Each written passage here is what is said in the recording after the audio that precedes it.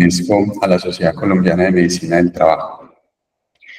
No sé exactamente las personas que nos acompañan qué de todo lo que hay para hacer en seguridad y salud del trabajo es lo que hacen normalmente, si son personas que gestionan la seguridad y salud del trabajo en las empresas o si son personas que hacen parte de la gestión del talento humano y tienen pues como algún tipo de exposición a la seguridad y salud del trabajo dentro de sus responsabilidades académicas, a responsabilidades de trabajo o cualquier otro tipo de persona. Pero la idea de la charla es que vamos a hacer una contextualización no tanto muy general, pero sí en unos términos muy simples para que de pronto no haya como muchas dudas al respecto del alcance o de las intenciones que tiene esta nueva resolución. ¿Listo? Entonces, ¿cuál es el sentido de esta nueva resolución? Bueno, qué pena antes de que empecemos. Si de pronto alguno tiene alguna pregunta, la puede ir escribiendo en el chat. Yo estoy viendo el chat. O si alguien quiere, pues, como abrir el micrófono y hacer alguna pregunta, lo pueden hacer. No hay ningún problema, no tienen que esperar hasta el final. La idea es que sea, pues, como una actividad un poco dinámica y que, si bien la resolución es un poco extensa, tampoco, pues, se nos vaya toda la mañana ahí con un montón de dudas o discutiendo pues sobre cada cosita. Creo que es mejor hacerlo como en términos prácticos, puntuales, para no irse tampoco tan al detalle y quedar es con más preguntas que respuestas. ¿Listo? Entonces, ¿cuál es el sentido o cuál es la necesidad mediante la cual surge implementar esta nueva resolución?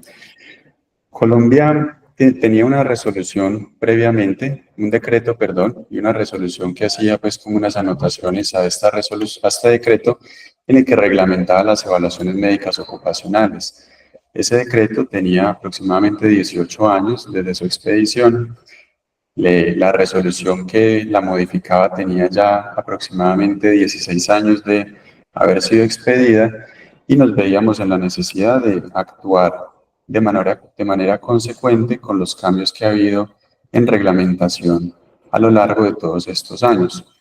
Hay un punto fundamental, es que Colombia hace parte de la Comunidad Andina de Naciones desde hace ya mucho tiempo, y la Comunidad Andina de Naciones, dentro de los lineamientos para los países miembros, tiene unas ciertas pues como reglamentaciones en lo concerniente al trabajo.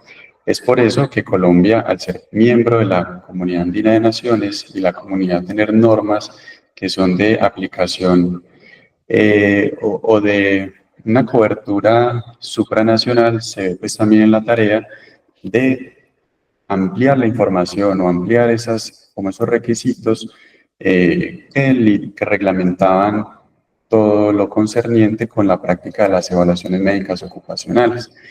Y también aprovecha este decreto para hacer una ampliación sobre el trabajo conjunto entre las empresas, las administradoras de riesgos laborales y también los prestadores de servicios en seguridad y salud en el trabajo.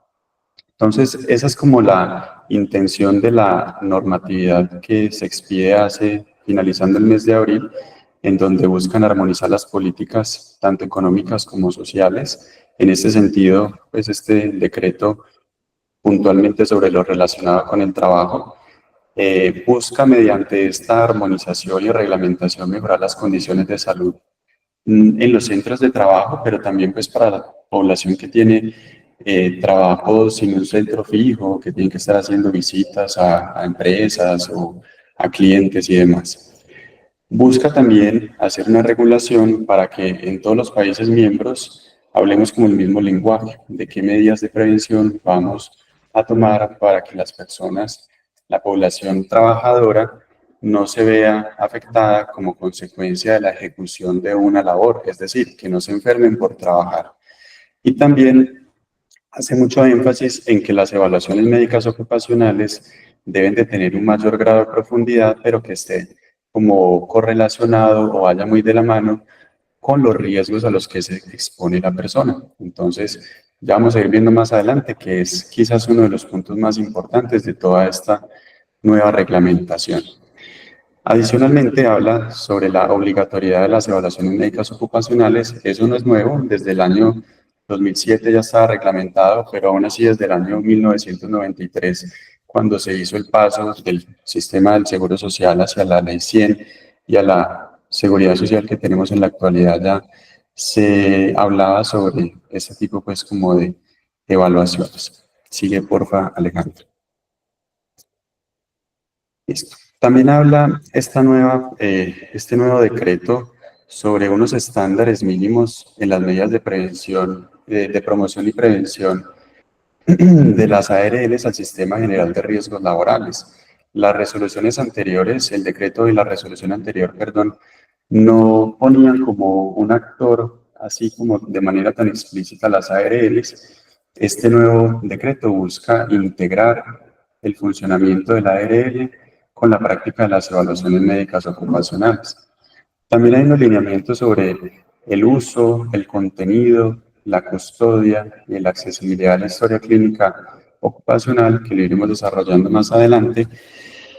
Habla también sobre la independencia médica, que vamos a tocar ese punto de una vez. Es un punto pues que es realmente corto, pero que de pronto tiene pues como muchas aplicaciones prácticas, y es que la resolución dice que el médico debería ser un actor independiente, independiente tanto de las empresas como de los empleados, así como de las agremiaciones que pueden representar a esos empleados. ¿En qué sentido lo entiendo yo que lo dice? Si bien pareciera que eso no sucede, sí es algo que se observa muy frecuentemente en el medio, que las empresas presionan mucho a los médicos evaluadores para que las personas tengan X o Y como características para poder aceptarlos para un trabajo, o hacen presión desde las empresas para que las personas que allí vayan a trabajar no entren con unas ciertas condiciones, pero lo mismo sucede, aunque de manera menos frecuente, con los trabajadores, que también presionan de manera ocasional a los médicos, tanto desde el punto de vista social como económico, para que haya como ciertas consideraciones especiales para que las personas puedan acceder a un trabajo. Entonces, la independencia médica, lo que entiendo yo, busca es que el médico sea completamente autónomo para emitir cualquier clase de concepto que así lo considere pertinente, que busque salvaguardar no solamente la salud y la integridad de la persona, sino también la salud y la integridad de las personas que trabajen con un empleado que pudiera tener una condición médica que supusiera un riesgo para los demás. Y también lo entiendo en el sentido de que, si bien muchos médicos laborales dependemos de los contratos que tenemos con las empresas al trabajar pues de manera independiente, y como IPS fuera del sistema de salud, más son como unos contratos comerciales, que tampoco se nos presione pues para no de, entre comillas, perjudicar a una empresa por emitir, yo qué sé, una indicación de que la persona vaya y se haga cualquier clase de examen médico en la EPS, o del tema de emisión de restricciones médicas o de recomendaciones médicas ocupacionales.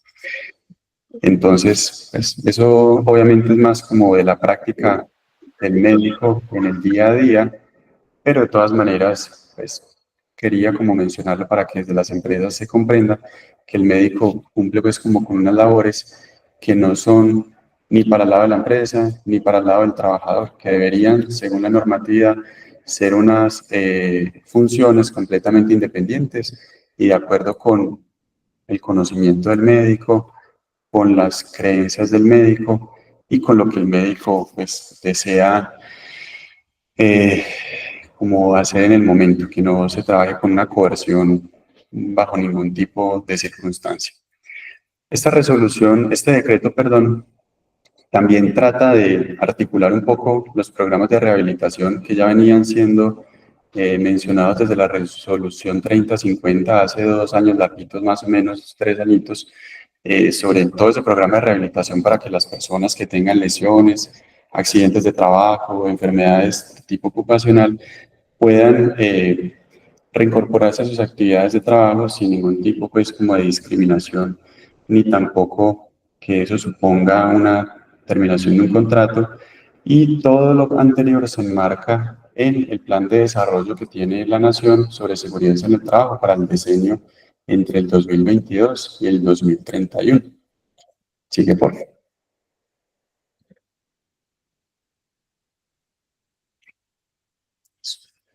Entonces, ¿cuál es el alcance que tiene esta norma? El alcance son todos los trabajadores, independientes si son trabajadores vinculados a través de una empresa directamente, si son trabajadores temporales, si son trabajadores en misión, trabajadores independientes, contratistas. Habría quizás unas excepciones, que son las excepciones que se han manejado pues en el pasado y serían, aunque la norma no lo menciona directamente, probablemente sí de manera tácita sería el Magisterio, Ecopetrol y las Fuerzas Armadas, que no son es como grupos que estén mencionados directamente en esta normatividad para la aplicación de la misma. Y también hay unas consideraciones especiales que tiene la norma sobre las evaluaciones de los conductores, de las personas que manipulan alimentos, portan armas de fuego, hacen trabajos que tengan que ver con riesgo eléctrico o trabajos en alturas y en espacios confinados. Con respecto a este punto, devuélvete un segundito, por favor. Con respecto a las evaluaciones especiales, lo que hace la norma es citarnos nuevamente las normas que reglamentan ese tipo de evaluaciones. Cada una de esas normas tiene unos decretos especiales que son emitidos por diferentes instituciones del orden nacional y lo que nos hace es decirnos, vea, cuando usted necesite hacer evaluaciones médicas ocupacionales y desde la parte de la empresa hacer el planteamiento de cómo deberían ser esas evaluaciones médicas ocupacionales, remítase a las normas correspondientes para cada caso. Entonces la resolución, digamos que nos ahorra un poco el esfuerzo de buscar dónde está esa normatividad, pero tampoco hace pues un despliegue de cada una de las normas, simplemente nos remite a cada una de ellas. Sigue por favor. Listo. Esta norma, a grandes rasgos, ¿qué es lo que busca? Busca hacer un cambio en el paradigma de las evaluaciones médicas ocupacionales, entendiéndose como como una invitación a que todos los actores, sean empresas, administradoras de riesgos laborales, instituciones prestadoras de servicios, médicos, también médicos independientes y trabajadores, para que todos actuemos de manera mancomunada en pro del bienestar de los trabajadores. En ese orden de ideas, la norma habla sobre una gran cantidad de cosas. Hay como unas definiciones iniciales sobre qué son recomendaciones médicas, terapéuticas, laborales, ya se las explico, pero hace demasiado énfasis en la necesidad de los perfiles del cargo. Los perfiles del cargo, vamos a ampliar un poco más la información adelante, pero es como la información básica necesaria que deberían de tener las empresas sobre sus trabajadores, de acuerdo con la actividad económica, el área en el que desempeñan las funciones, así como el oficio puntual que realiza cada persona, y será esa o ese el insumo fundamental que utilicemos las personas que nos dedicamos a hacer las evaluaciones médicas ocupacionales para poder correlacionar estas evaluaciones con las actividades que en la vida real realiza la persona. Entonces hace mucho énfasis sobre ese tipo de documentación. Ya más adelante vamos a ver cuál es el contenido mínimo de ellos. Y también habla sobre las recomendaciones médicas, tanto terapéuticas como laborales, que a grandes rasgos son recomendaciones que se emiten, sea de los médicos tratantes, para el caso de las recomendaciones médicas y terapéuticas, y de los médicos laborales, en cuanto a las recomendaciones médicas laborales, pero que para que no se enreden mucho, son recomendaciones que se dan que no son de un obligatorio cumplimiento, o sea, son recomendaciones que bien se pueden cumplir o no, pero que el trasfondo sería que ojalá se pudieran cumplir, ya que buscan siempre que la persona pueda hacer un proceso de rehabilitación o, por ejemplo, qué pena, si la persona estuvo, yo qué sé, incapacitada por X o Y motivo y necesita regresar a su puesto de trabajo, y si bien no hay restricciones y se considera que hay unas funciones o unas actividades que se podrían hacer para agilizar o promover el proceso de recuperación, sería lo ideal. ¿Qué diferencia tienen las recomendaciones con las restricciones médicas laborales? Que las restricciones sí son de obligatorio cumplimiento. Y en este sentido, el obligatorio cumplimiento hace relación a que la empresa debe garantizar que el trabajador las cumpla, pero también el trabajador debe garantizar que la empresa las cumpla, ¿sí? ¿Qué buscan las restricciones médicas ocupacionales? Buscan muchas cosas. Buscan que la persona que tiene una condición médica no se deteriore más en su condición médica, sea de origen común o de origen laboral, la enfermedad o el accidente que haya tenido, pero también buscan que si la persona ya tuvo el accidente o la enfermedad y se encuentra en un proceso de rehabilitación, pueda rehabilitarse de manera apropiada y generalmente estas restricciones, o bueno, al menos desde la práctica personal, tienen una duración determinada. Entonces, las restricciones se utilizan generalmente durante periodos de tiempo puntuales y se va haciendo pues como un seguimiento de manera longitudinal para ir evaluando si siguen estando vigentes o no.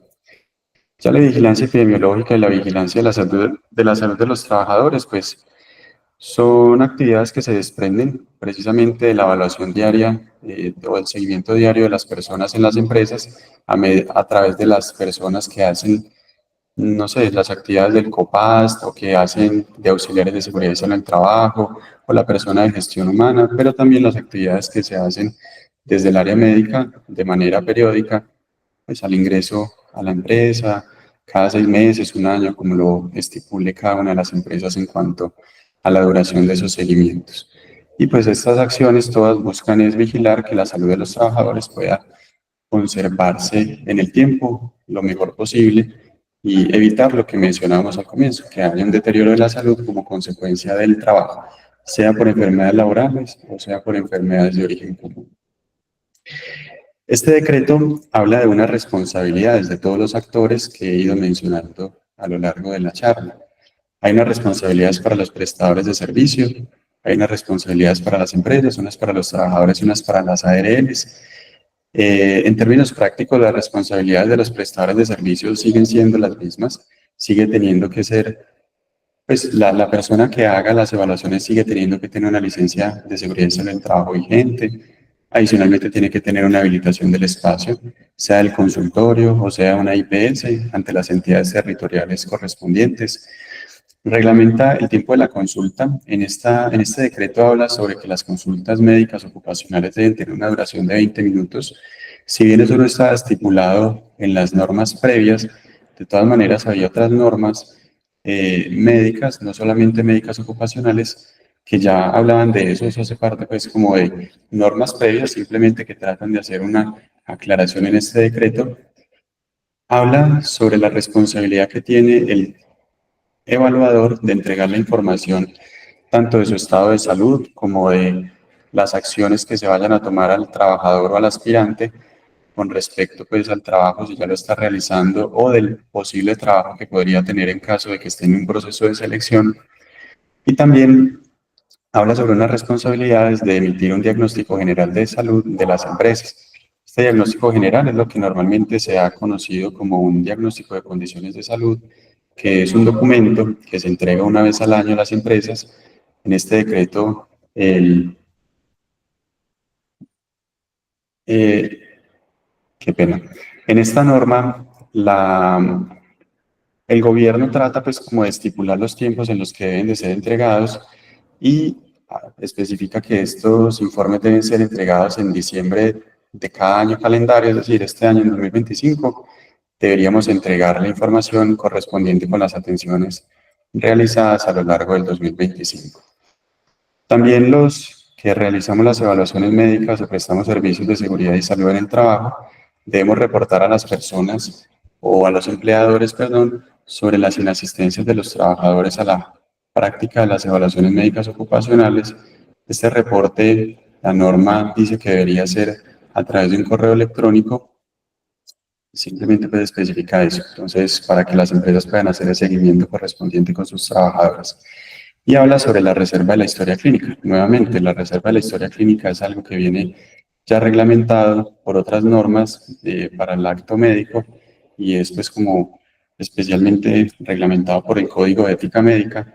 Entonces no es pues como nada novedoso, simplemente es como una aclaración que hace la norma reciente. Sigue por favor. Con relación a los empleadores tienen una serie de responsabilidades. La primera, deben asumir el costo de las evaluaciones médicas ocupacionales y también el de las pruebas complementarias. ¿Por qué tiene un asterisquito cada uno de estos renglones allí? Porque para el caso de los contratistas, depende. En el caso de los contratistas es algo que se puede negociar entre el contratante y el contratista sobre quién asume el costo de las evaluaciones médicas ocupacionales.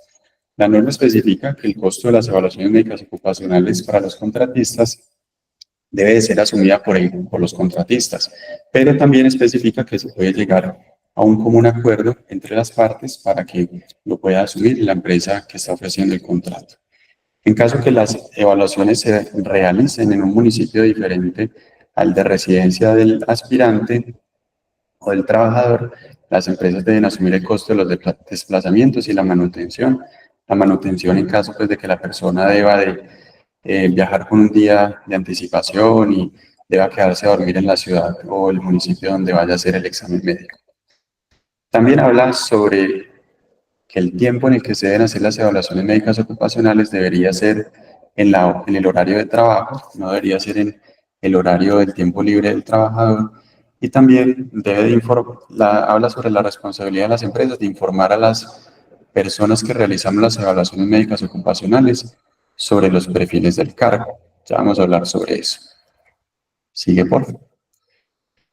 Listo. La norma, asimismo, delega la responsabilidad a las empresas, que nuevamente esto no es algo pues como que sea nuevo, las empresas siempre han tenido la obligación de adaptar las recomendaciones o las restricciones médicas que se emitan desde las evaluaciones por parte de los médicos laborales al trabajador. ¿Qué es lo novedoso? Que le da un tiempo a las empresas para hacer la aplicación de estas recomendaciones. Generalmente se dan las recomendaciones y muchas empresas nunca las cumplían, simplemente quedaban allí como en el aire. Pero ahora dan unos tiempos que son 20 días desde la emisión de las indicaciones médicas para que las empresas hagan como ese proceso de adaptación. Y adicionalmente, como a lo largo de la norma con cada una de las acciones, le solicita a las empresas que hagan un registro por escrito de esas actividades que se hicieron, cómo se hizo la adaptación de las recomendaciones o las restricciones médicas laborales a las funciones que la persona ejercía previamente y cuáles son las que realiza en la actualidad. ¿Qué más habla la norma con relación a la responsabilidad de los empleadores? Especifica que la farmacodependencia en Colombia hace mucho tiempo dejó de ser un problema netamente de consumo. Hace mucho tiempo pasó a ser un problema de salud y se entiende hoy en día la farmacodependencia, el alcoholismo y el tabaquismo como enfermedades. En ese sentido, la empresa debe buscar o velar por la promoción y prevención, pues como el cese de estas actividades en caso de que la persona ya incurra en ellas o también de que la persona no vaya a empezar pues como con el consumo de sustancias psicoactivas o de alcohol.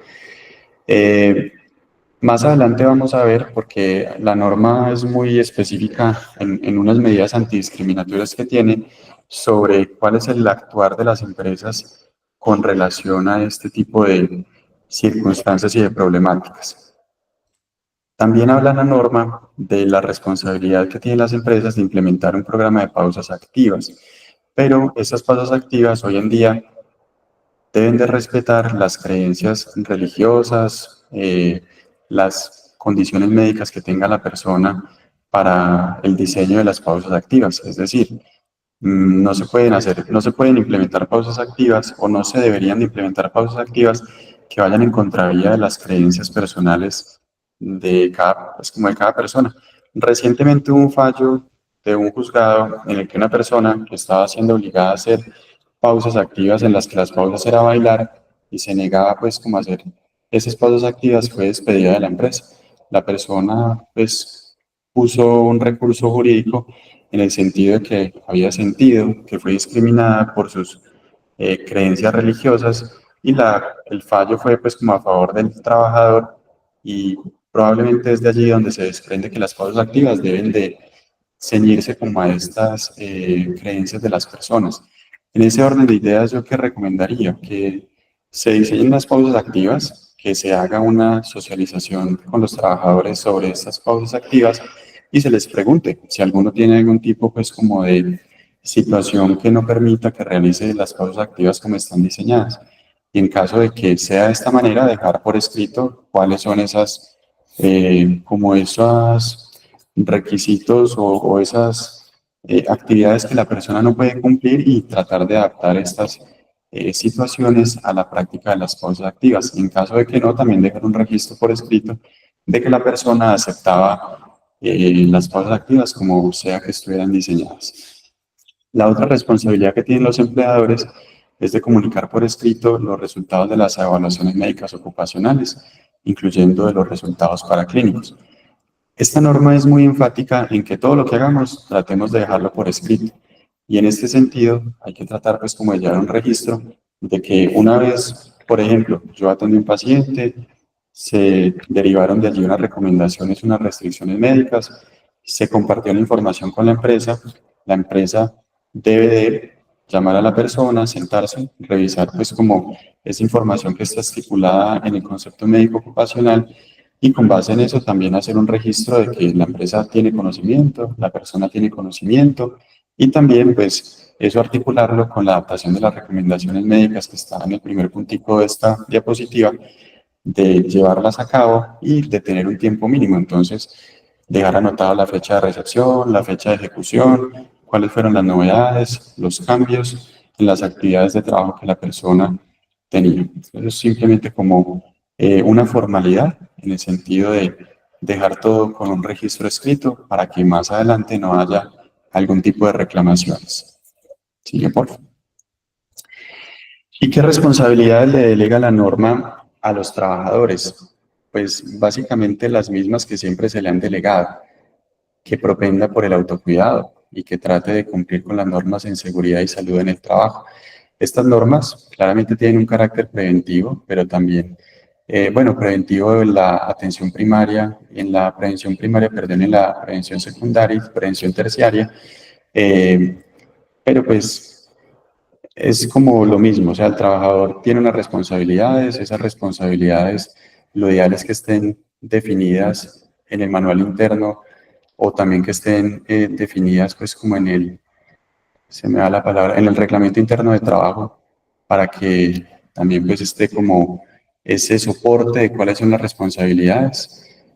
Claramente la persona debe propender por su autocuidado, hacer reportes a las personas de seguridad y salud en el trabajo, el COPAS, sobre situaciones peligrosas o de riesgo que haya al interior de la empresa para hacer una pronta corrección y evitar algún tipo de accidente o de enfermedad derivada de estas. ¿Qué otra responsabilidad le delega al empleado? Y yo creo que esta es quizás el dolor de cabeza de los médicos muchas veces, y es que las personas por norma están obligadas a dar información completa y veraz sobre su estado de salud. Y en ese sentido se incluye presentar las historias clínicas que tengan los trabajadores o los aspirantes de sus atenciones, sean ARL, sean la EPS, sea consecuencia de un accidente de trabajo. Y en esto de pronto sí les quiero hacer una cuñita de que desde las empresas se trata que siempre los trabajadores cuando tengan que asistir a algún tipo de evaluación médica ocupacional traigan la información, porque es lo más frecuente del mundo que las personas vengan y nunca traigan ningún papel. Entonces, como no traen la información y tampoco saben lo que les pasó, es a veces muy dispendioso y muy complicado para los evaluadores saber exactamente qué es lo que debemos hacer con los pacientes, ¿cierto? Con los trabajadores. Entonces, sí, sería pues como muy bueno que desde las empresas simplemente esa educación a la persona para que cuando tenga que venir a las evaluaciones sea para un examen de preempleo, preingreso o para una evaluación periódica o posincapacidad, que traigan las historias clínicas para que el médico pueda pues dar unas especificaciones sobre su estado de salud acordes a la realidad y no a supuestos como muchas veces nos toca hacer. ¿Qué otra obligación tiene el trabajador? Asistir a las evaluaciones médicas ocupacionales, realizar las pausas activas con toda la pues como con toda esa especificación que hicimos en la diapositiva anterior, que cumpla con creencias, credos, pues como religiosos, culturales y demás, y también de acatar las recomendaciones. Muchas veces las empresas tratan de que las personas hagan las cosas y las personas no las hacen. Yo creo que así como nosotros, los médicos y los empleadores, estamos obligados a llevar un registro por escrito de todo lo que se hace y también de lo que se ha dejado de hacer, sería muy bueno que las empresas también lleven un registro de las actividades que las personas no están haciendo para el cuidado de su salud, a pesar de que se les ha insistido, se les ha dicho. Y entre ellas, algo tan sencillo como que el médico lo mandó a una consulta con el médico general o con el nutricionista o con el médico del programa cardiovascular y la persona no lo haga, también debería la empresa llevar un registro. Venga, usted hace cuánto que no va a las consultas, por qué no ha ido, tal cosa, se les demostrar que se le está dando el espacio, el tiempo para que lo haga y que a pesar de eso la persona no lo hace, porque eso a la larga también nos ayuda como desde la protección empresarial. Sigue, por favor. Bueno, con respecto, perdón, a las responsabilidades de las administradoras de riesgos ocupacionales. Las ARLs tienen desde hace como un tiempo una norma que la reglamenta. Esa norma es la ley 1562, especialmente en lo relacionado con el artículo 11, que es donde la norma más especifica cómo se articula la ARL y sus responsabilidades para con el empleador. Claramente la ARL tiene unas responsabilidades con respecto a la atención de accidentes de trabajo, tiene unas responsabilidades con relación a la atención de las enfermedades laborales, pero esta nueva resolución también especifica que la ARL tiene otros alcances y entre esos alcances está la asistencia técnica de los planes de vigilancia epidemiológica, también una asistencia técnica en las actividades preventivas, del desarrollo de programas de promoción y prevención, también el desarrollo de programas de control de riesgos laborales y los programas de rehabilitación. Asimismo, especifica que la ARL tiene pues como una obligación sobre la asistencia técnica en el desarrollo de las pausas activas y también en el planteamiento de cómo deberían ser las evaluaciones médicas ocupacionales. Es muy probable que las empresas al solicitar ese tipo de asistencia por las ARLs encuentren que hay pues como una reticencia por parte de las mismas para brindar ese apoyo, tanto porque las empresas sean muy pequeñas y sus aportes sean muy pocos como para que las ARLs hagan este tipo de atención, o porque el presupuesto pues, de la ARL no esté contemplado en ese sentido para la empresa en cuestión. Pero todo eso se puede justificar a través de los parágrafos del artículo 11 de la ley 1562. Entonces, los invitaría a leerla de manera pues como detenida y detallada para que también puedan tener como un soporte desde el punto de vista legal al momento de realizar estas solicitudes. Claramente la norma, la ley 1562 especifica pues otra serie de responsabilidades, pero pues en lo que nos atañe a a este conversatorio que estamos teniendo, pues les recomendaría eso en el momento. La norma es muy larga, probablemente por eso voy tan rápido y pues no me estoy deteniendo mucho, pero si de pronto alguno tiene alguna pregunta, me la puede ir haciendo en el momento. Listo. ¿Qué más especifica esta nueva resolución? La resolución especifica cuáles son las clases de evaluaciones médicas ocupacionales.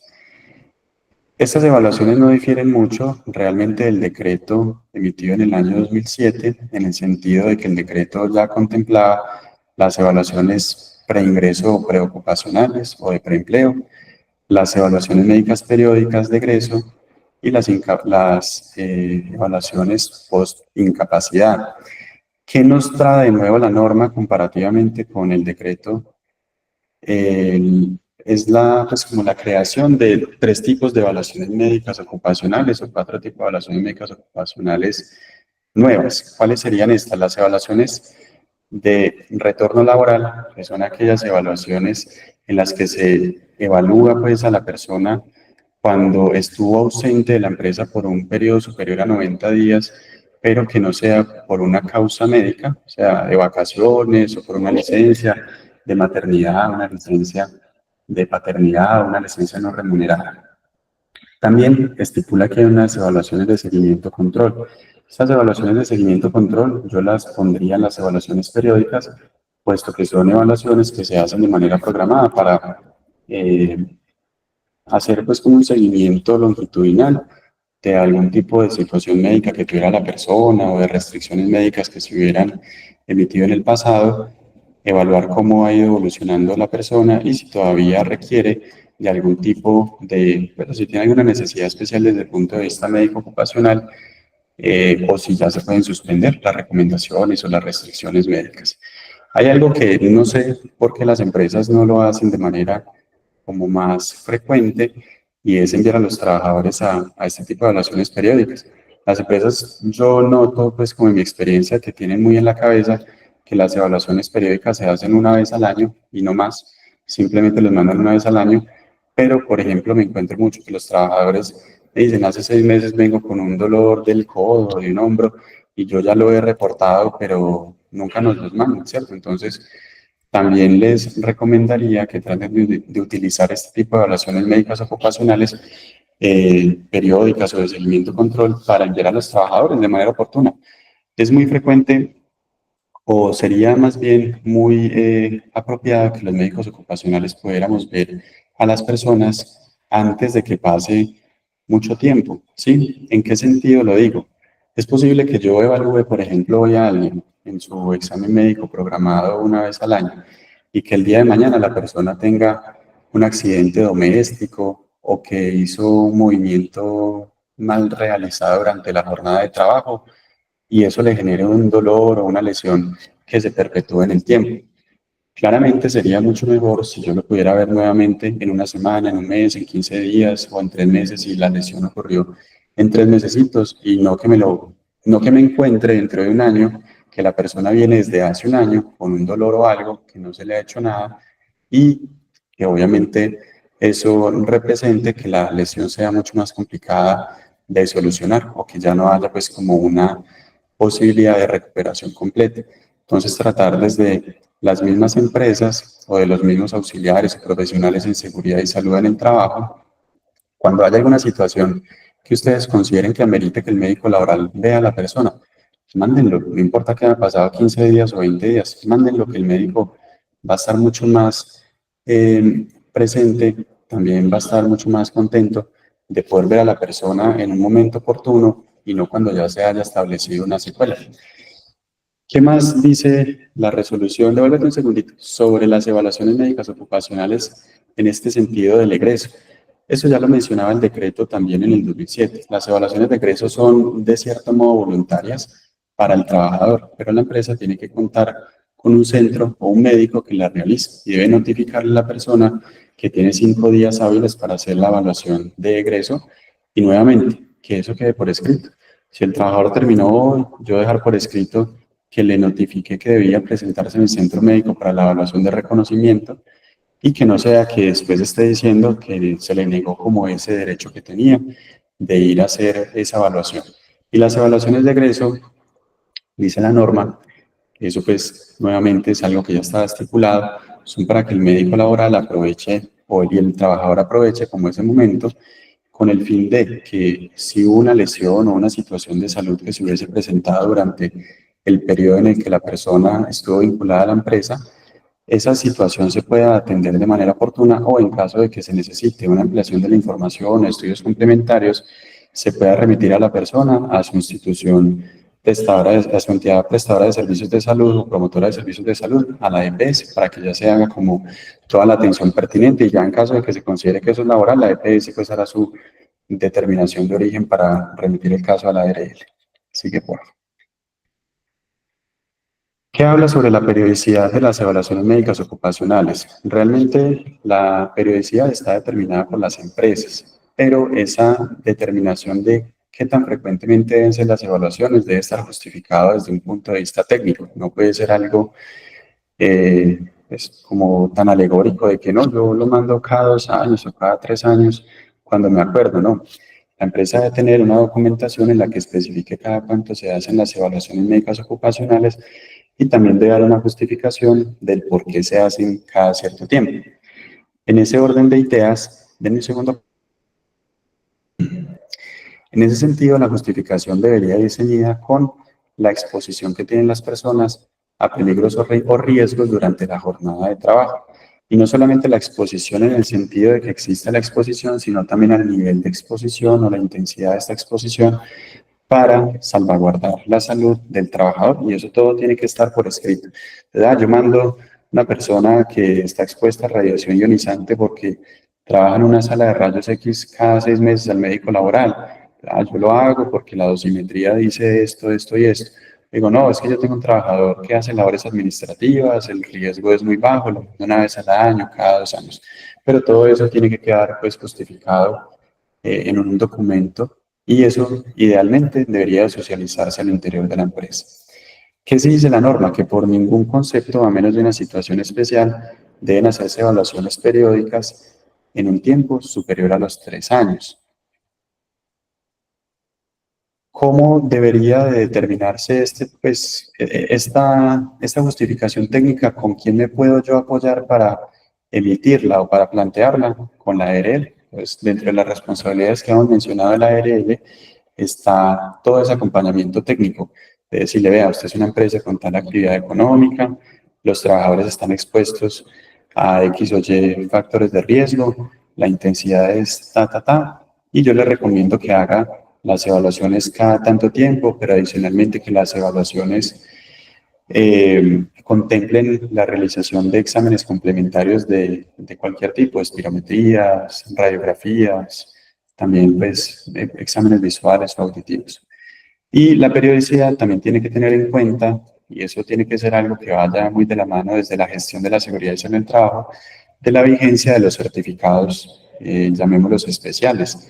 ¿Qué certificados son especiales? Los que mencionamos al comienzo, de manipulación de alimentos, de trabajo en alturas, de trabajo en espacios confinados, de manipulación de pues como de riesgo eléctrico, de conducción, de porte de armas. Entonces, si bien yo puedo tener contemplado que las evaluaciones se hacen cada 2 años, si el certificado médico de trabajo en alturas dura 1 año y medio, o el de trabajo en espacios confinados dura 1 año, pues aprovechemos que hay que mandarlo una vez al año y de una vez hacemos la evaluación periódica de todo, no solamente la reexpedición de el examen en espacios confinados o de trabajo en alturas. ¿Listo?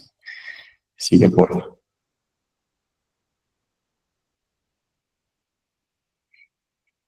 Este parágrafo, realmente la norma lo tiene pues allí, pero realmente no especifica cómo es la implementación de esto. Es una especificación que a mí me llama mucho la atención, sobre todo en la parte de lo del libre desarrollo de la personalidad y el derecho a la intimidad, que es el segundo párrafo, porque habla toda la norma de la confidencialidad de la historia clínica, habla también sobre la no discriminación, habla sobre muchas cosas, pero ese parágrafo dice que el libre desarrollo de la personalidad y el derecho a la intimidad son limitados cuando se afecta la seguridad y la vida tanto del trabajador como de las personas que están a su alrededor, sean compañeros o terceros, primando el interés general sobre el particular. Es algo que está ahí expuesto, pero que realmente no nos dicen, vea, bajo ciertas situaciones particulares, el médico puede, por ejemplo, es como romper ese silencio o esa confidencialidad sobre la historia clínica, o la empresa debe hacer X o Y actividad. Lo traigo para que de pronto, si alguno desde el punto de vista jurídico se puede apoyar en el abogado, pues como que tengan al interior de las empresas o que le realicen las asesorías, pregunte cuál sería esta aplicación, porque realmente no sabría yo en qué situaciones particulares se podría actuar de esta manera. ¿Listo? Sigue por. Ah, bueno, qué pena, vuélvete un segundo. Hay algo adicional que está allí, y es que las personas pueden aceptar o pueden rechazar la práctica de las evaluaciones médicas ocupacionales. Pero cuando la persona rechace las evaluaciones médicas ocupacionales, el médico debe pues como anotar allí en la historia clínica de manera detallada qué fue lo que sucedió y por qué la persona no quiso aceptar la práctica de la evaluación médica ocupacional. Y esos últimos 4 rengloncitos que dice cuáles son las implicaciones que tiene la persona en caso de rechazar esa práctica de evaluación médico ocupacional es supremamente importante. Yo realmente no he llegado a tener un trabajador o un aspirante que se niegue a la realización de las actividades, de las evaluaciones médicas, pero si de pronto alguno de ustedes como empresa ve que la persona no quiere asistir a pesar de que se ha notificado y demás, podría también justificar algún tipo de acción pues como correctiva al interior de la empresa de tipo legal bajo esta norma y el parágrafo pues, correspondiente. Sigue, por favor. Doctor, qué pena. Ahí en esa parte, a mí me ha pasado a lo largo pues de mi vida laboral que varios trabajadores me han expresado, incluso en una de las empresas en las que trabajé, una trabajadora se negó al examen porque manifiestan que el médico los hace quedar en ropa interior. Entonces he recibido como esas inquietudes últimamente y es qué tan necesario es que la evaluación médica ocupacional se haga tanto en ropa interior, tanto para los hombres como para las mujeres. Bueno, pues digamos que eso es algo que es muy desde la convicción personal del médico. Si me preguntan, yo realmente no veo la necesidad de que las personas estén en ropa interior, mucho menos desnudas, para hacer una evaluación médica ocupacional. Las evaluaciones médicas ocupacionales realmente no distan mucho de una evaluación médica común y corriente. Desde el punto de vista de las prácticas médicas en general, no solamente médicas ocupacionales, se supone que si uno necesita que la persona se quite la ropa, debe de brindarle una bata a la persona que está siendo evaluada. Y uno debería de evaluar la persona por segmentos. Entonces, si necesito que se descubra la parte delantera del tronco, pues ponerse la bata con la abertura hacia adelante para que uno pueda evaluar esa parte y evaluar la parte que uno necesita ver, no simplemente quite toda la ropa y venga yo lo examino, no, yo creo que eso pues no es algo que sea primero ético y segundo que sea necesario. De pronto se hace más por cuestiones de tiempo, más que otra cosa, pero pues realmente yo no vería la justificación. Yo también he escuchado de trabajadores que no sé si sea cierto, no me consta, ni tampoco sé de dónde sea, pero que hay médicos que los hacen quitarse hasta los pantaloncillos y que tienen espejos en todo el consultorio y los ponen a agacharse y hacer pues como vainas. En ese tipo de situaciones, ¿yo qué les recomendaría? Pues que hablen con los trabajadores y que los trabajadores manifiesten ese tipo de situaciones anormales con las empresas, para que las empresas replanteen más bien, si es tomar una reprimenda contra el trabajador, considerar un cambio de proveedor de los servicios, ¿cierto? Para que eso pues no sea como que el trabajador es el que no quiere, entonces yo lo castigo, ¿no? Porque hay cosas pues que podrían hacerse de otra manera. No veo necesario que las personas tengan pues como que estar ahí sin ropa sentado al frente de uno 15 minutos, 20 minutos o pues en ropa interior, ¿sí? Entonces, cada cosa tendría pues como su razón de ser y su justificación, ya sería dependiendo de cada situación tomarla pues como una conducta de acuerdo con, sea cambiar de proveedor, sea que el trabajador diga, no, yo no quiero ir porque me da pereza, pues entonces venga, que es que usted sí está obligado, o sea, hay cualquier otro tipo de situación anómala de acoso sexual o demás por parte del evaluador hacia una trabajadora o hacia un trabajador, o porque haya algún tipo de discriminación por las preferencias sexuales y demás. Eso sería bueno dejarlo notificado, pues como dejarlo por escrito para que la empresa sepa cuál es la motivación, de pronto mandar a la persona a otro sitio donde se pueda hacer la evaluación sin esas pues como situaciones anormales. ¿Listo? Listo, doctor, gracias. Listo. Este decreto, yo sé que está muy llena la diapositiva de texto, pero de pronto, para que ustedes la puedan leer con detenimiento, porque es una norma pues que está por aparte, es un pedacito muy pequeño, una norma que son como 300 páginas, que es el decreto 072 en su artículo 2.2.4.2.2.18, que es como el único pedacito que reglamenta la práctica de las evaluaciones médicas ocupacionales para los contratistas. Ahí dice pues como especifica claramente cuál es el proceder, también la vigencia de las evaluaciones médicas. Nuevamente dice que la vigencia, al igual que en las evaluaciones que no son para los contratistas, nunca puede ser mayor a 3 años. Y también estipula que las evaluaciones médicas sí servirían para cada uno de los contratos que la persona tenga. Por ejemplo, si en la alcaldía lo están moviendo cada 3 meses o cada 6 meses de contrato, siempre y cuando la evaluación médica ocupacional haya contemplado el trabajo más riesgoso que vaya a hacer la persona. Y eso es muy complejo porque muchas veces la gente viene y ni siquiera sabe qué es lo que le van a poner a hacer, ¿cierto? Entonces, para eso, pues es que la norma trata también de que haya un poco más de información que se le brinde al evaluador desde los perfiles del cargo, con el fin de que uno como evaluador pueda saber qué es lo que la persona va a hacer. No sé realmente cómo van a hacer para controlar eso desde el punto de vista de las empresas, pues como del Estado, sea gobernación, alcaldías, CADE, etcétera, porque la gente realmente nunca sabe, simplemente es un puesto político, venga, que yo le voy a dar trabajo, ¿en qué? No sé, yo miro qué lo pongo a hacer, entonces no sé. Pero pues lo ideal sería nuevamente contar con el perfil del cargo como para el resto de las evaluaciones médicas ocupacionales. Y hay una cosita allí pues como muy importante que está escrito en los últimos dos renglones, y es en caso de que la persona haya perdido su condición de contratista por un lapso superior a 6 meses, se tiene que volver a hacer la evaluación. Entonces, para aquellas personas que están pendientes de la gestión del talento humano y demás, que lo tengan en cuenta en caso que la persona haya estado más de 6 meses desvinculado a la institución, tiene que volver a hacer la evaluación médico ocupacional. ¿Listo?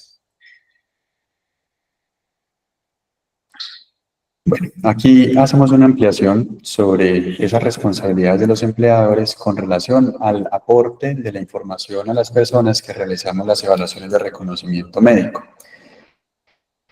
Eh, Realmente el ministerio, pues lo veo yo de una manera, está pidiendo cosas que muy probablemente se puedan cumplir hasta cierto punto, sobre todo desde el punto de vista de la modalidad en la que se hacen los procesos de selección y de contratación en las empresas.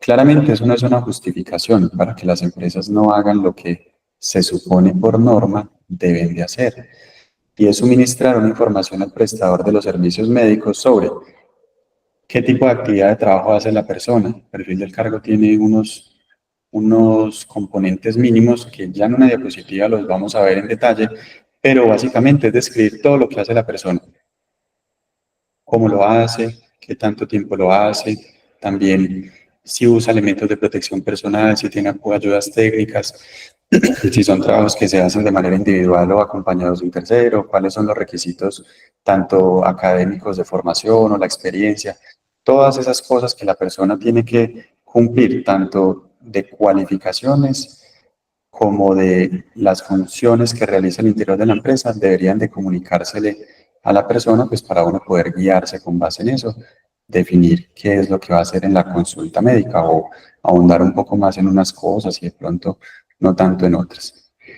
Los empleadores también deberían de enviar a las instituciones prestadoras de los servicios los indicadores epidemiológicos para que los médicos evaluadores también sepan cómo se han comportado los trabajadores que ya trabajan al interior de la empresa con relación a la exposición de factores de riesgo, y que de pronto se pueda tener en cuenta esta información nuevamente para ahondar un poco más en situaciones que pudieran ser predisponentes a una enfermedad a largo plazo o de pronto una situación de accidentalidad. Deberían también enviar a los centros de reconocimiento médico la matriz de identificación de peligros y la valoración del riesgo de cada una de ellas, y en caso de que hagan estudios técnicos adicionales, por ejemplo, estudios de presión sonora, de iluminación, de contaminación ambiental y demás, todo eso debería de enviarse a los centros de reconocimiento. Y esos centros de reconocimiento, conjuntamente con las empresas, deberían dejar un registro por escrito de que se recibió la información que se está brindando. No simplemente mandarlo y ni siquiera saber si ese correo electrónico se vio, se revisó o no se revisó, para que claramente de ahí se desprendan las actividades a realizarse durante la evaluación médico ocupacional. Y también son responsables de que en caso que el médico considere que la información que se brindó fue insuficiente, están en la responsabilidad de hacer una ampliación de esa información. Listo. ¿Qué debe contener el perfil del cargo? El perfil del cargo debe contener cuáles son las funciones, idealmente lo más detalladamente posibles. ¿Cuáles son las funciones? Sé que es muy frecuente que en una empresa uno tenga unas funciones y en un momento determinado necesiten que uno haga algo adicional, pero en la medida de lo posible tratar de que las personas no se salgan como de sus funciones habituales, y eso dejarlo muy bien detallado, porque finalmente eso no solamente es para el médico, eso es para el médico, eso es para la empresa, para el trabajador, al Ministerio del Trabajo y para todo el mundo, ¿sí? Hasta para la ARL en caso pues, de una inspección para un accidente de trabajo que haya sido mortal o un accidente grave. ¿Qué más debe incluir? ¿Cuáles son las responsabilidades que tiene el trabajador, ¿cierto? Al interior de la empresa. ¿Cuáles son esas habilidades técnicas? Claramente, uno no va a poner, por ejemplo, a un auxiliar de enfermería a hacer una consulta médica o a hacer una cirugía. Lo mismo tampoco va a poner un trabajador, un ayudante de construcción a diseñar un puente, ¿cierto? Entonces esas habilidades desde el punto de vista técnico pues conjuntamente con las competencias, deben estar claramente estipuladas. Evidentemente, será más fácil hacerlo para unas ciertas empresas que para otras, pero en la medida de lo posible, tratar de que eso todo quede por escrito en el perfil del cargo. También habla pues, sobre los riesgos laborales a los que la persona va a estar expuesto.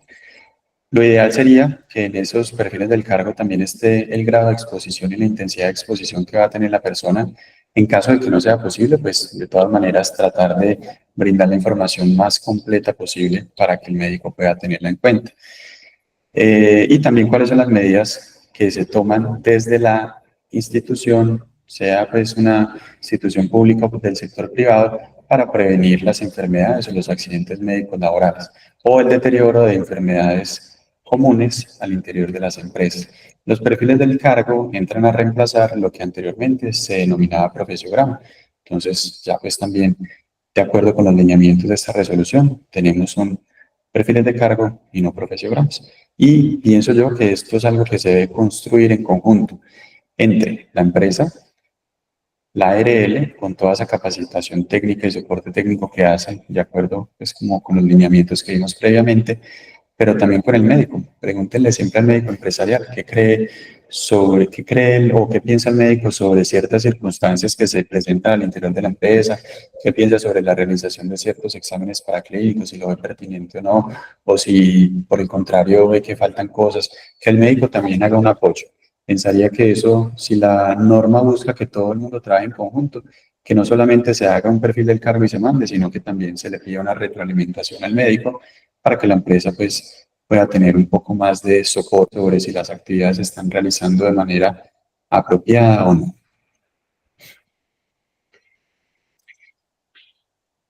Estipula también la norma cuál es el contenido que deben de tener los conceptos médicos. Entonces hay pues una serie de contenido, una serie de ítems que debe contener como mínimo el concepto médico ocupacional, que son los datos pues como identificación del aspirante o del trabajador, también la información sociodemográfica, sobre la dirección de residencia, el estrato socioeconómico, si la persona pues convive con otras personas, el lugar y fecha de realización de la evaluación médica ocupacional.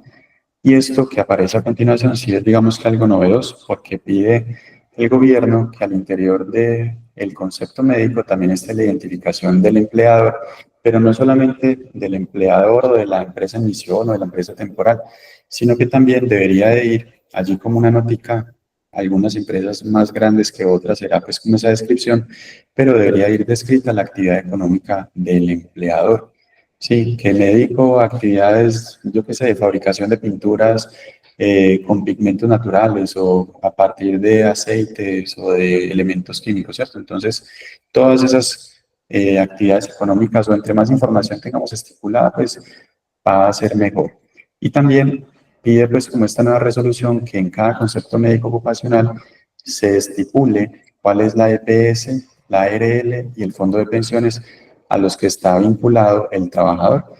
También les recomendaría que en las solicitudes de servicio o en las órdenes que manden a las instituciones que les prestan los servicios estipulen eso, porque pues es muy frecuente que las personas no sepan, casi nunca saben a qué ARL pertenece la empresa a la que de pronto va a ingresar a trabajar. Entonces simplemente como dar esa información previo a que la persona se presente a la evaluación médico ocupacional para pues, poder darle cumplimiento a este requerimiento del ministerio. Las evaluaciones deben estar firmadas por el trabajador y también en ellas debe constar cuáles son las recomendaciones y o las restricciones médicas ocupacionales que tenga la persona, si hubiera lugar a ello, ¿cierto? En caso de que no haya pues, ningún tipo de recomendación o restricción, pues no habrá nada estipulado allí. Y pues debe ir la información del evaluador, que normalmente va representada como la firma del médico con el registro médico y la licencia de seguridad y salud en el trabajo para cada profesional. Esta resolución es muy enfática en que las evaluaciones médicas ocupacionales no se pueden tomar como unas medidas de discriminación para las personas, ya que el trabajo es un derecho y adicional a que es un derecho, también se considera como una responsabilidad social, porque pues claramente el trabajo depende de la manutención de todas las personas en cuanto a su alimentación, su vivienda y satisfacer las necesidades básicas mínimas que tiene un ser humano. Entonces, el ministerio busca que no haya como unos procesos de discriminación a través de las evaluaciones médicas ocupacionales. En este sentido, nuevamente prohíbe de manera pues como taxativa las pruebas de embarazo, pero con relación a esto no es que las pruebas de embarazo estén prohibidas por completo. Si uno desea hacer una prueba de embarazo, tiene que justificar por qué la va a hacer. Y la justificación sería básicamente que el trabajador vaya a hacer alguna actividad en la que haya algún riesgo de un aborto o de una malformación en el feto, como por ejemplo manipular elementos químicos que sean carcinógenos o teratógenos, es decir, que puedan causarle pues, problemas al bebé o que de pronto haga actividades de riesgo por exposición a radiación ionizante, entre otras. Y en caso de que yo desee hacerlas, pues nuevamente tengo que dejar un registro del por qué yo considero que hay que hacerlo, de que adicionalmente le explique a la trabajadora por qué era necesario hacerlo y dejar por escrito que la trabajadora acepta la realización de la prueba de embarazo. Lo mismo pasa con el VIH. El VIH tampoco debería ser pues como una prueba a realizarse a menos de que exista pues una condición que así lo merite. Por ejemplo, en el personal médico que tenga exposición a fluidos corporales de otras personas, claramente para evitar que el médico, la enfermera, el instrumentador quirúrgico vaya a infectar a un paciente pues como de una infección como lo es el VIH o la hepatitis. Lo mismo- ¿Sí? ¿Alguien iba a preguntar algo? ¿No? Ok. Lo mismo sobre la BDRL. La BDRL es una prueba que se realiza para ver si las personas tienen sífilis. Nuevamente, eso pues realmente es una prueba que desde mi perspectiva no tiene mucho uso. De pronto sería importante, pues como desde el punto de vista de los prestadores de servicios de salud, pero incluso allí yo pensaría que no es algo fundamental, pues porque el método de transmisión de la sífilis no es pues como el mencionado. Y las pruebas de alcoholemia, la norma reglamenta pues como quiénes deben de realizar esas pruebas de alcoholemia, que en este caso serían médicos, laborales, deberían de tener con instrumentos calibrados, tener como un protocolo que se ciña pues también a los lineamientos del Instituto Nacional de Ciencias Forenses y demás. Esto sobre todo pues para empresas de transporte. Pensaría yo que sería muy bueno que revisen en detalle cuáles son esos requerimientos que hace la norma para que después no haya pues un problema. Ahí también estipula pues como el tema de la cadena pues como de conservación y de la custodia de las muestras para, pues, por si de pronto llegase a haber algún tipo de anormalidad. Y con relación a las sustancias psicoactivas, la norma habla de que no deberían de hacerse, solamente deberían de hacerse en aquellas personas que como consecuencia de sus labores pudieran poner en riesgo las personas que estén alrededor. Y allí nos da un listado, por ejemplo, conductores de vehículos de carga, conductores de maquinaria pesada, operadores de grúa, etcétera, que claramente al tener una alteración pues como del estado de conciencia relacionada con el consumo de sustancias psicoactivas podrían incrementar el riesgo de accidentalidad de los que están alrededor. Entonces hay como unas situaciones en las que sí se pueden hacer, pero nuevamente debe justificarse de manera técnica el por qué se realiza. Y en caso de que se encuentre pues como alguna anomalía, la empresa está en la obligación de remitir, pues el médico está en la obligación de remitir a la persona a la EPS, pero la empresa también de hacer un acompañamiento pues como a esta problemática, porque nuevamente el consumo de sustancias psicoactivas hoy en día se considera una enfermedad, entonces también es responsabilidad de la empresa tratar pues como de garantizar este acompañamiento. Doctor, hay una pregunta. En el programa de prevención de consumo de sustancias psicoactivas, alcohol y tabaco y sistemas electrónicos, em, se tenía contemplado el realizar pruebas aleatorias cada cierto tiempo a, pues a toda la población. Digamos que no tenía como una población específica como nos lo está diciendo ahorita la resolución. En este sentido, de esta expedición de la resolución, entonces esas pruebas de las que hablaban los programas de prevención de consumo ya no se deberían hacer, o si existe ya el consentimiento por parte del trabajador, sí se pueden hacer. Pues realmente todo en la norma pues de acuerdo con la norma, todo es posible hacerlo. Lo que pasa es que uno tiene que justificar muy bien justificado el por qué lo está realizando. De todos modos, yo pienso que hay cosas pues como que de pronto no tienen una utilidad real, ¿cierto? Por ejemplo, yo qué sé, ir a tomarle una muestra de orina a un trabajador de construcción a ver si está consumiendo marihuana. Todos consumen marihuana, claramente es una situación de riesgo, pero Común denominador de su sector. ¿cómo? Es un común denominador de su Y eso es sector. una cosa supremamente frecuente y eso pues obviamente están haciendo una actividad de riesgo, sobre todo cuando hacen trabajo en alturas, pero con base en eso puedo hacer un retiro de la persona. Sería muy complicado, sobre todo porque como se tiene en cuenta hoy el consumo de sustancias psicoactivas como una enfermedad y no tanto como se veía en el pasado de que simplemente es un vicioso consumidor, por decirlo de alguna manera.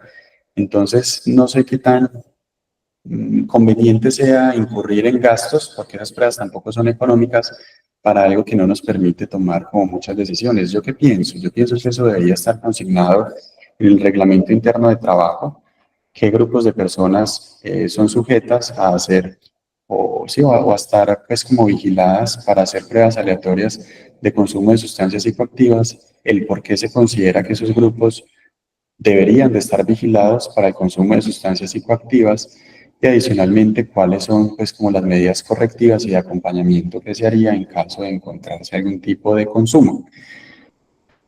Para las personas que verdaderamente no se considere pertinente, no pienso que no es necesario botar tiempo, plata y esfuerzo en algo pues como que no cambia realmente ninguna situación. O sea, eso háganlo cuando realmente se pueda desprender alguna acción de ello. Cuando no, pues preferiría o les diría yo que no lo hagan. Lo otro es que la norma también dice que las personas que trabajan en actividades de riesgo 4, riesgo 5, no se necesita ni siquiera el consentimiento informado. Ellas, si la empresa lo considera, se les puede hacer las pruebas y ya, sin consentimiento. Pero nuevamente, siempre será mejor tener el consentimiento informado. Vea, usted va a hacer tal tipo de actividad, esa actividad consideramos que es de riesgo, necesitamos que esté completamente en sus 5 sentidos, que no vaya a haber ninguna alteración del estado de conciencia por el consumo de alguna sustancia psicoactiva. En ese orden de ideas, vamos a hacer una prueba que mira que no esté consumiendo cocaína, benzodiazepinas, opioides, lo que sea. Y si consideramos que X o Y, pues cuáles son como los pasos a seguir. Pero todo eso debe de quedar por escrito, porque en caso contrario, siempre pues digamos que habrá una posibilidad de que se nos acuse de haber sido discriminadores de una persona por una situación médica, como lo es el consumo de las sustancias psicoactivas, y entendiéndose esta como una enfermedad, y pues eso claramente tiene unas repercusiones desde el punto de vista legal. Entonces, todo pues como muy bien estructurado. ¿Listo? Listo, gracias. Esto otro, pues sí, para no alargarles mucho más la charla, la resolución específica cuál es el contenido de la historia clínica ocupacional, también quién debe hacer la custodia en caso de que la persona ya no vaya a prestar más servicios de salud en seguridad y salud del trabajo, a quién le debe pasar la custodia. También habla pues sobre lo que ya decía el decreto en el 2007, que las evaluaciones médicas ocupacionales se les debería entregar el concepto a los trabajadores, no solamente a las empresas. Y estipula algo que también está pues como contenido en otras normas sobre la tenencia de la historia clínica por parte del empleador. Eso desde hace ya más de 30 años que se sabe o que está reglamentado que las empresas no pueden tener historias clínicas de las personas. Y en caso de tenerlas, hay unas condiciones mínimas que se deben de cumplir. En la resolución están especificadas. Sería por una causa médica, pero que adicionalmente la empresa tenga un médico que haga el acompañamiento, porque la empresa, pues claramente, ¿para qué tiene la empresa si no tiene un médico que haga la interpretación de la información que está allí contenida? Entonces, trata de dar como unos parámetros generales para que las empresas puedan tenerlo. Y claramente, tiene que haber un consentimiento informado y firmado de que el trabajador autoriza que la empresa tenga conocimiento de la historia clínica. Y nuevamente habla sobre la reserva de la historia clínica ocupacional, que es exactamente igual que la reserva de la historia clínica en general. Nadie puede tenerla, a excepción del médico y el empleado. Solamente en casos por orden jurídica, pues por una orden judicial, por un requerimiento de una junta de calificación o por un requerimiento pues de fondo de pensiones, ARL y demás, puede pues como accederse a esa historia clínica. Y ya pues nos da unas disposiciones finales sobre quién es el encargado de hacer inspección, vigilancia y control de la práctica de las evaluaciones médicas ocupacionales, también quiénes son las entidades gubernamentales encargadas de hacer actualizaciones, ajustes, pues de dar como nuevas instrucciones o ampliaciones de las instrucciones que ya tenemos, entre otras determinaciones. ¿Cuáles son las sanciones? Da un periodo de transición para la implementación de la norma, que son 6 meses. Esta norma fue expedida más o menos el 28 de abril, entonces finalizando el mes de septiembre, empezando octubre, ya debería pues como entrar en vigencia esta pues como nueva reglamentación, y también nos habla de unas derogatorias que son de las normas pues que teníamos previas, que era el decreto 2346 del año 2007, que es el que reglamentaba las evaluaciones médicas ocupacionales, y de la resolución 1918 del año 2009, que hizo pues como unos ajustes a esta norma expedida en el año 2007. Yo sé que es mucha información, me gustaría simplemente hacer como un resumen general para que de pronto la idea quede completa y no nos perdamos como con tanta cosita.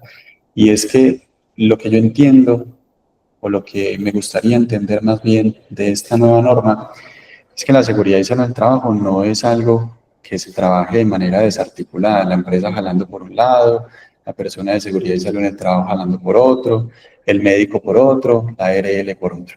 Pienso que debería ser un trabajo que se hace de manera conjunta entre todos los actores, porque claramente el médico no sabe absolutamente todo lo que pasa en las empresas tampoco saben todo lo que puede pasar desde el punto de vista médico en un trabajador, el trabajador muchas veces por desconocimiento, porque no se hace la educación sobre su condición de salud o sobre sus actividades de trabajo, incurre en actividades que pueden ser inseguras o peligrosas, entre otras cosas. Entonces esto no es algo que una sola persona pueda manejar, realmente se necesita de un trabajo conjunto, interdisciplinario, entre todos, profesionales en seguridad en el trabajo, ingenieros de cualquier índole, psicólogos, médicos, terapeutas ocupacionales, terapeutas físicos, etcétera, para que esto pueda realmente servir de algo, ¿sí? Si cada uno está como para su ladito, es poco probable que podamos tener un impacto real en las condiciones de trabajo de las personas y por ende en su situación de salud relacionada con el trabajo. Entonces, creo que la invitación es eso, tratar de que trabajemos más conjuntamente, tener comunicación directa con las instituciones que nos hacen o nos brindan los servicios de seguridad en el trabajo, también los médicos tener pues como la eh, posibilidad o más bien tomarse el momento de comunicarse con las empresas para preguntar qué ha estado pasando, ¿cierto? Articularnos más para que a la larga todo esto pues pueda funcionar mejor. Los requerimientos del ministerio son pues como muchos, son bastante exigentes. Pienso pues que 6 meses no es un tiempo como prudente para que todas las empresas de un país se pongan al día con toda esa cantidad de requerimientos, pero creería que si todos empezamos a trabajar poco a poco para poder pues como cumplir con esas exigencias, en el mediano plazo sí podríamos estar pues como teniendo una verdadera seguridad y salud en el trabajo en Colombia, y no solamente un montón de documentos archivados en una carpeta para si de pronto viene y me visita el inspector del trabajo, ¿sí? O el Ministerio del Trabajo. Entonces la invitación es a eso, a que trabajemos verdaderamente. A eso hay muchos estudios que demuestran que invertir en seguridad y salud en el trabajo al principio es costoso, pero a la larga se vuelve más económico que no hacerlo, en el sentido de que se disminuyen los costos por enfermedades, por incapacidades, por ausencias, pues, de toda clase en las empresas. No, sería como invitarlos a eso, y si tienen alguna pregunta, con el mayor de los gustos. Muchas gracias, doctor. Si alguien tiene alguna pregunta, puede activar el micrófono y hacerla. Si no, entonces damos por terminado este espacio. Muchas gracias, doctor Luis Miguel, por sus conocimientos. Los canales de comunicación de nosotros están abiertos para cualquier duda, asesoría que necesiten respecto al tema. Veo entonces que nadie levantó la mano ni activó micrófonos, entonces muchísimas gracias. Les hago una comita final. Esta resolución es bastante extensa, son 27 páginas, entonces pues claramente cubrir cada uno de esos pequeños detalles de la resolución se vuelve complejo en un periodo pues tan corto, pero los invito a ingresar al Facebook de la Sociedad Colombiana de Medicina del Trabajo. La sociedad ha hecho unos conversatorios en el que se aborda pues como toda esta implementación de la resolución desde diferentes perspectivas, desde la perspectiva médica, desde la perspectiva jurídica, desde la perspectiva de las ARLs, y tiene unas charlas que están allí colgadas en los videos, duran más o menos 2 horas cada uno, en eso se han ido como unas 10 horas más o menos de conversatorios, y todavía se está pendiente de una charla final en la que los médicos que participamos pues como en estas conferencias hicimos preguntas, y esas preguntas la sociedad se las llevó al ministerio para que el ministerio diera pues como respuesta a ella. Realmente la norma tiene muchos puntos que son un poco ambiguos. La intención es eso, como hacer una ampliación de esa información directamente con el Ministerio del Trabajo y que se puedan resolver dudas.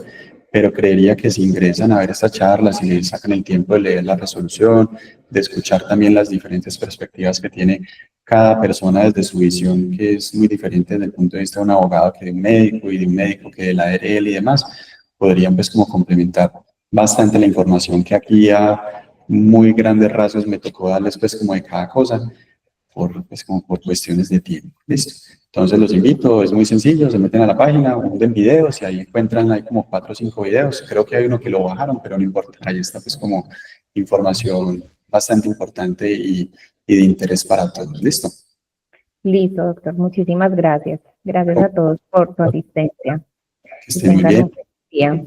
Hasta Hasta luego.